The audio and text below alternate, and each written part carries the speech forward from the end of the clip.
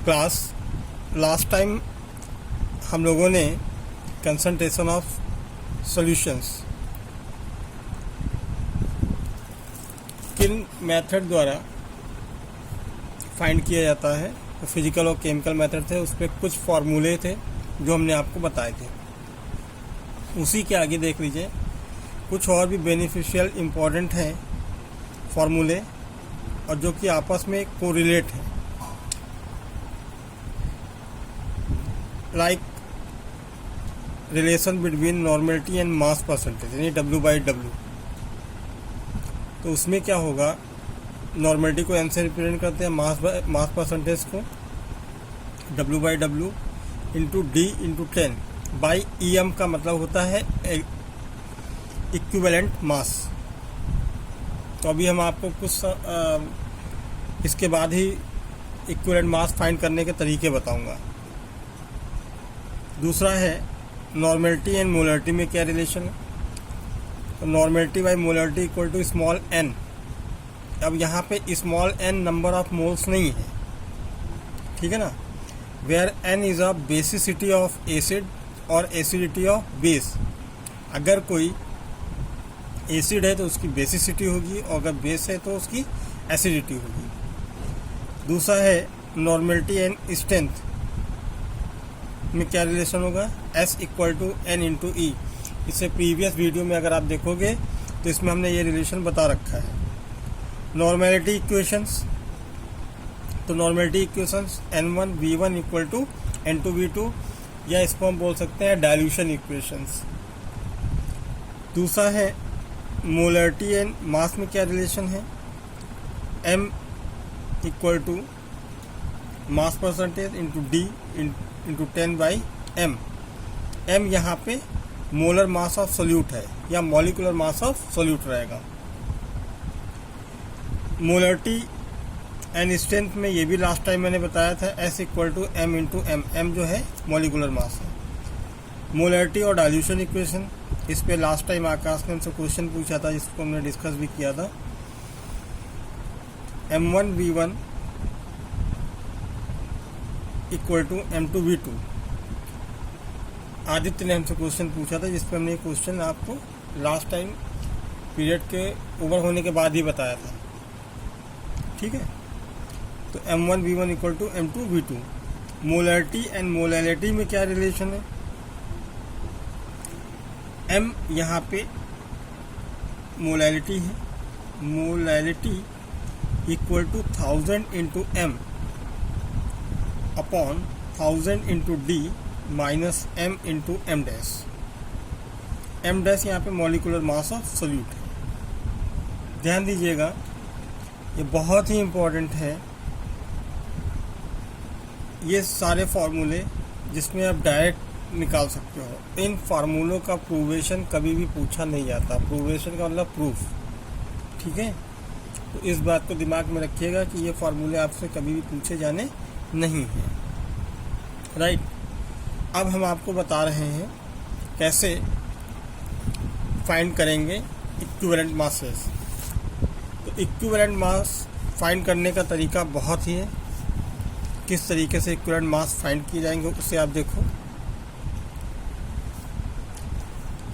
एक तो फॉर्मूला ये था नॉर्मेलिटी का, N equal to W into 1000 by EV।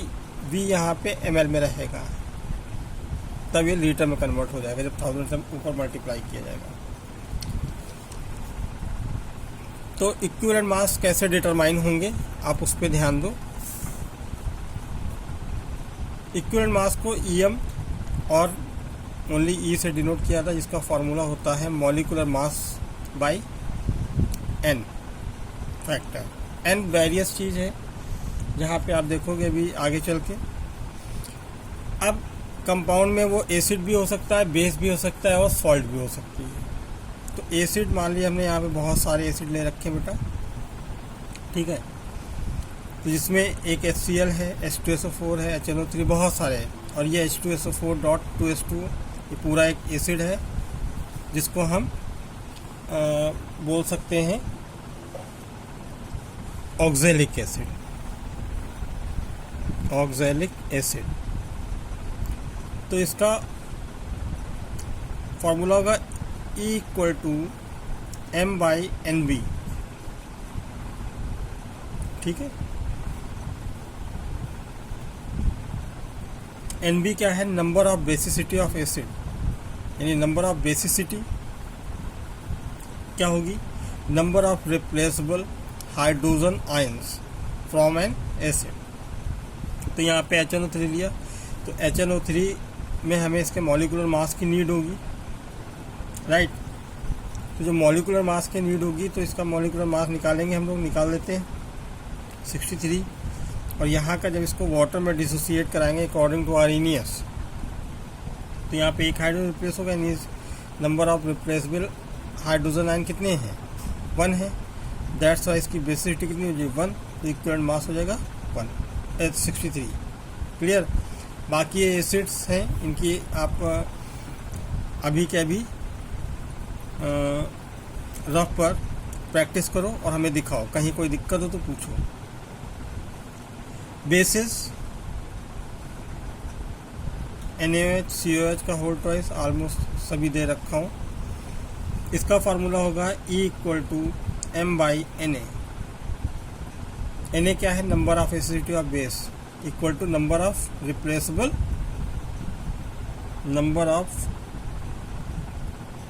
Replaceable hydroxide ion. तो मान लीजिए हम इसमें CaOH का बताए हैं, CaOH का होल ट्वाइस। तो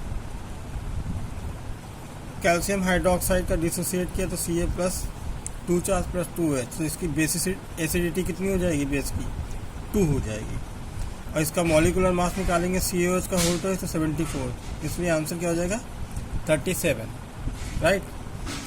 दूसरा, कंपाउंड एसिड बेस के सिवा सॉल्ट भी हो सकती है। तो सॉल्ट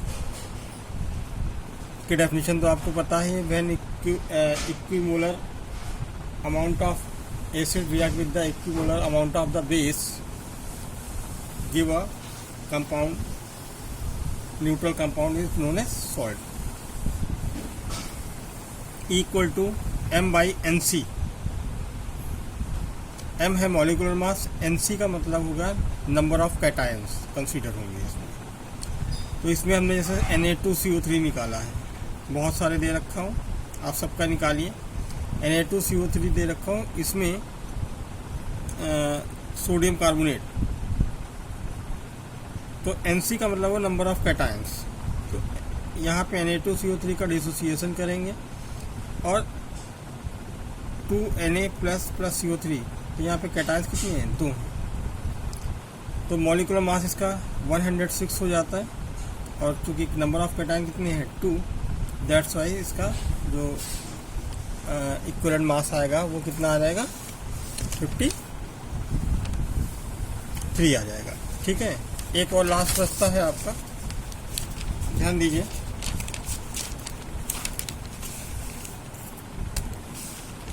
आयंस के फॉर्म में, अब जो भी आयंस होंगे उनका हम कैसे निकालेंगे उसको देख लीजिए।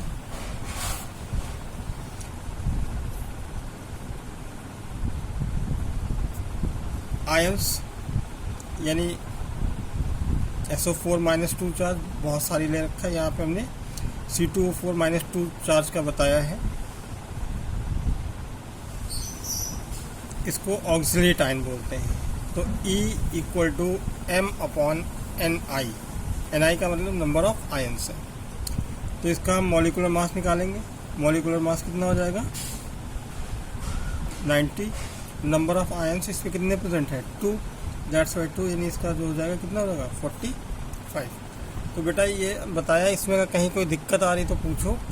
और इसमें जितने मैंने एक एक का एग्जांपल आपको यहाँ पे समझाया है वीडियो में, और बाकी से लेफ्ट है, तो आप इनको अभी के अभी यहाँ ग्रुप पे ही इसको सॉल्व करके हमको बताओ। अगर किसी में कोई दिक्कत आ रही तो पूछो। उसके बाद ये जितने भी नॉर्मेलिटी, मोलैलिटी के क्वेश्चंस हैं, ठीक है, अगर वन सेम टाइप का है तो उसका 1-1, 2-2 लगाओ। अगर नहीं है तो 1-1 टाइप जरूर उसका लगाओ, और कहीं कोई दिक्कत आ रही तो वो क्वेश्चन से पुट अप करो। Okay, thank you class.